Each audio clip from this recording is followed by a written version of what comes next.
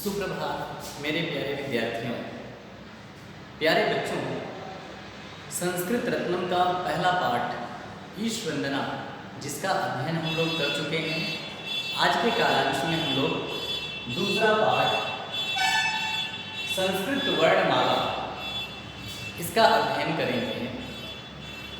आप सब जानते हैं कि हिंदी में वर्णमाला क्या होता है। संभवतः पहली बार आप लोगों को क्लास 6 में संस्कृत पढ़ने के लिए मिल रहा है, इसलिए संस्कृत की वर्णमाला हिंदी से थोड़ी सी अलग है। जो लोग हिंदी के वर्णमाला का ज्ञान रखते हैं, उन्हें संस्कृत की वर्णमाला को समझना बेहद आसान है। बहुत जरा सा अंतर है, इसमें काफ़ी कम अंतर है। तो आइए हम संस्कृत वर्णमाला का ज्ञान प्राप्त करते हैं और दूसरे पाठ को पूर्ण करते हैं। सबसे पहले तो वर्णमाला क्या होता है, इसके बारे में समझ लेते हैं।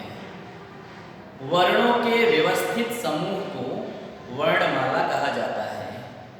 वर्णों के व्यवस्थित समूह, इनका जो समूह होता है ना, ये व्यवस्थित होता है। व्यवस्थित इसलिए है क्योंकि भाषा विज्ञान के नियम से एक तरह से इनका स्थान निर्धारित किया गया है। ऐसा नहीं है कि क के बाद तुरंत आप म ला देंगे या च के बाद तुरंत आप ख ला देंगे, ये नहीं हो सकता। क के बाद ख, ख के बाद ग के बाद घ और घ के बाद ङ। हर वर्णों का एक स्थान निर्धारित है। क्यों निर्धारित है, वह भी हम इस पाठ में समझेंगे। वर्णों के व्यवस्थित समूह को वर्णमाला कहते हैं। वर्णमाला के दो भाग हैं, एक तो स्वर और दूसरा व्यंजन। स्वर और व्यंजन। स्वर किसे कहते हैं? स्वर वो वर्ण होते हैं जिनका उच्चारण हम अपनी प्राणवायु को, जिन वर्णों के उच्चारण में हम अपनी प्राणवायु को निर्वात गति से बाहर निकालते हैं, बिना रुकावट के बाहर निकालते हैं। एक सरल परिभाषा इसकी है कि जो वर्ण स्वतंत्र होते हैं, किसी पर आश्रित नहीं होते, वो वर्ण स्वर कहलाते हैं। व्यंजन जिन वर्णों के उच्चारण में हमारी प्राणवायु मुख विवर के किसी न किसी भाग पर रुकावट पैदा करे, घर्षण पैदा कर ले और उसके बाद उन ध्वनियों का उच्चारण होता है, उसे हम व्यंजन कहते हैं। इसकी भी सरल परिभाषा ये है कि व्यंजन वो वर्ण हैं जो स्वरों पर आश्रित हैं, अर्थात जो स्वरों की सहायता से बोले जाते हैं, उन वर्णों को हम व्यंजन वर्ण कहते हैं।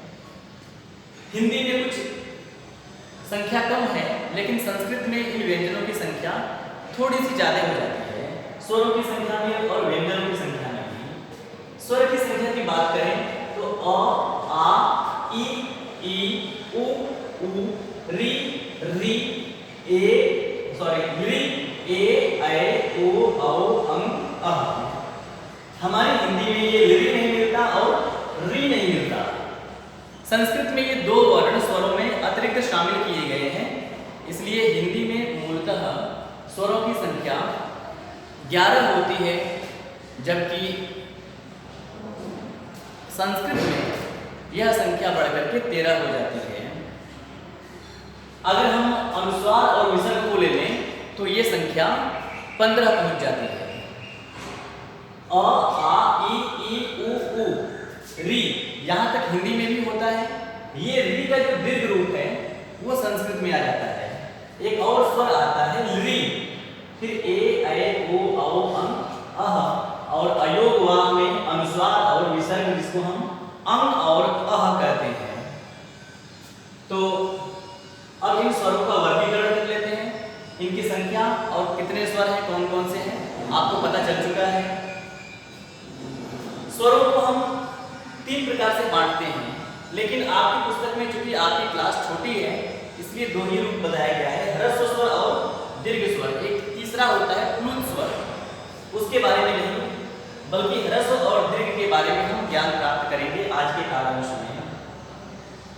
ह्रस्व स्वर वह स्वर हैं जिनके उच्चारण में कम समय लगता है, एक मात्रा का समय लगता है, कम से कम समय लगता है, उनको हम ह्रस्व स्वर कहते हैं। इनकी संख्या 5, अ, ई, उ, री और ली। अ, ई, उ, री, ली। दीर्घ स्वर जिनके उच्चारण में एक मात्रा से अधिक समय अर्थात 2 मात्रा का समय लगता है उसे हम दीर्घ स्वर कहते हैं। आ, ई, उ, री, इसी री का दीर्घ रूप है। इसमें एक और यहाँ जुड़ जाता है, उसको हम दीर्घ कह लेते हैं। री, ए, ऐ, ओ, औ। तो ये तो हो गया स्वर और स्वर का वर्गीकरण ह्रस्व और दीर्घ के रूप में।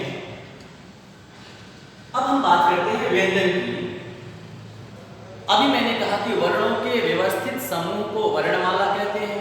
अब ये व्यवस्थित कैसे है मैं समझाता हूँ। इसमें 5 वर्ग बने हुए हैं, क वर्ग, च वर्ग, ट वर्ग, त वर्ग और प वर्ग। क से लेकर के म तक के इन वर्णों की कुल संख्या हो गई 25। क, ख, ग, घ, ङ, च, छ, ज, झ, ञ, ट, ठ, ड, ढ, ळ, त, थ, द, ध, न, प, फ, ब, भ, म। यहाँ से लेकर के यहाँ तक के वर्णों को हम कहते हैं स्पर्श व्यंजन। स्पर्श इसलिए कहते हैं क्योंकि हमारे मुख विवर के किसी न किसी भाग में हमारी प्राणवायु स्पर्श करके इनका उच्चारण करती है। जैसे क वर्ग को देखें। क वर्ग का उच्चारण स्थान है हमारा कंठ, कंठ से बोलते हैं। तो ये 5 वर्ण क वर्ग के अंतर्गत आएंगे और इनका उच्चारण कंठ से होगा। यह व्यवस्थित रूप है।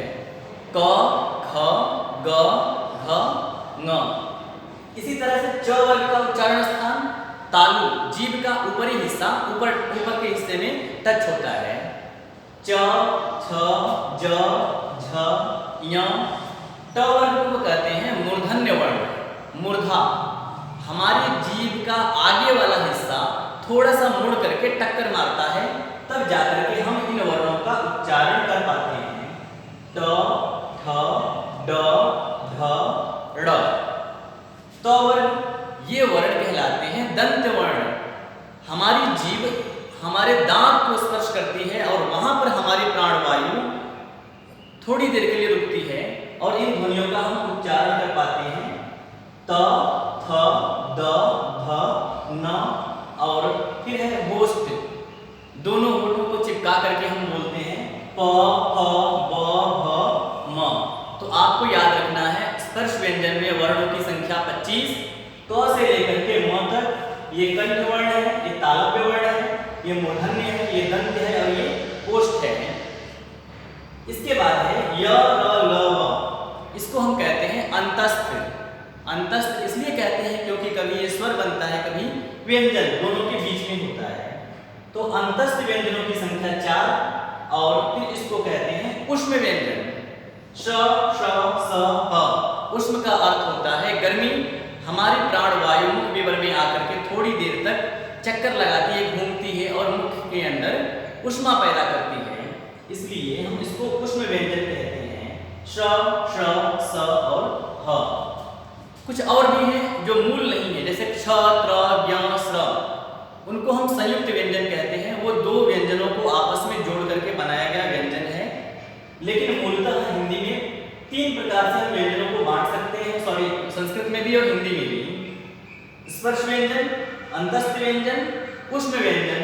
स्पर्श व्यंजन में 25 वर्ण, अंतस्थ व्यंजन में 4 वर्ण और उष्म व्यंजन में भी 4 वर्ण। ये है अनुस्वार और विसर्ग जो स्वर के अंतर्गत आता है।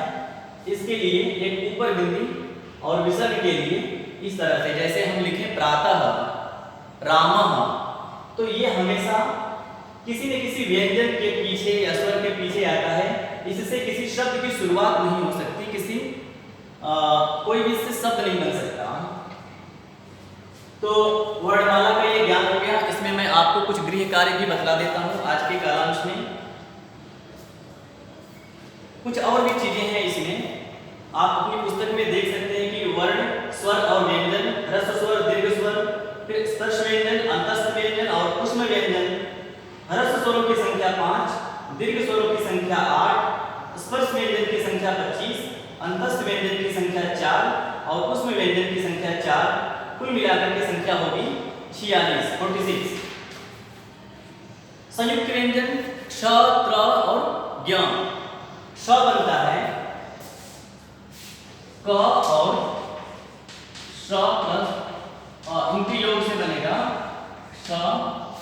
इसी तरह से त, र और इनके योग से बनेगा त्र और ज, य, अ। तीनों को मिलाने पर बनेगा ज्या। तो ये क्या है?